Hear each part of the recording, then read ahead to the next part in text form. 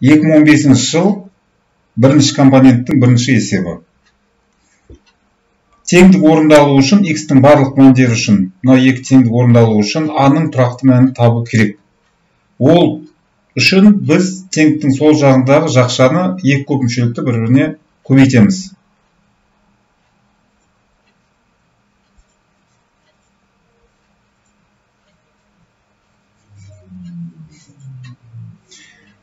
Бірінші көп мүшеліктің әрбір мүшесін екінші көп мүшелікке көбейтіп шығамыз. X квадратты екінші көп мүшелікке көбейтсек, x-тің 4 дәрежесі плюс ax куб минус 7x квадрат.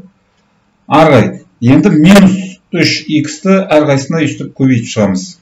Сонда бізде минус 3x куб минус 3ax квадрат және плюс 21x болады. Минус x-ті минус 7-ге көбейтсек. Енді 5-ті тура үстіп әрқайсысына не істейміз? Көбейтіп шығамыз. X квадрат ax минус 7-ге.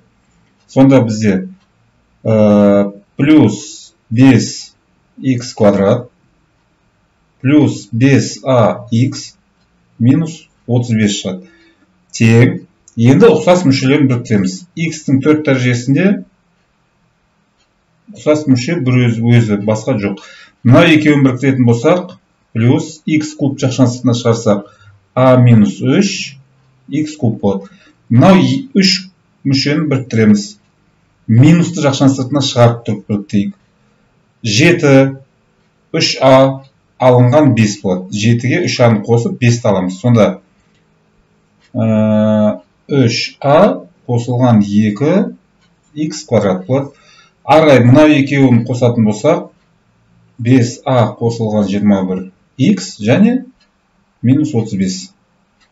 Осы көп мүшелік бізде берілгені бойынша мына көп мүшелікке не істеуге тең болу керек. X-тің 4 дәрежесі минус x куб минус 8x квадрат плюс 31x минус 35. Екі көп мүшелік бір-біріне тең болу үшін олардың сәйкес мүшелері бір-біріне тең болу керек. Сәйкес мүшелері бір-біріне тең болу керек.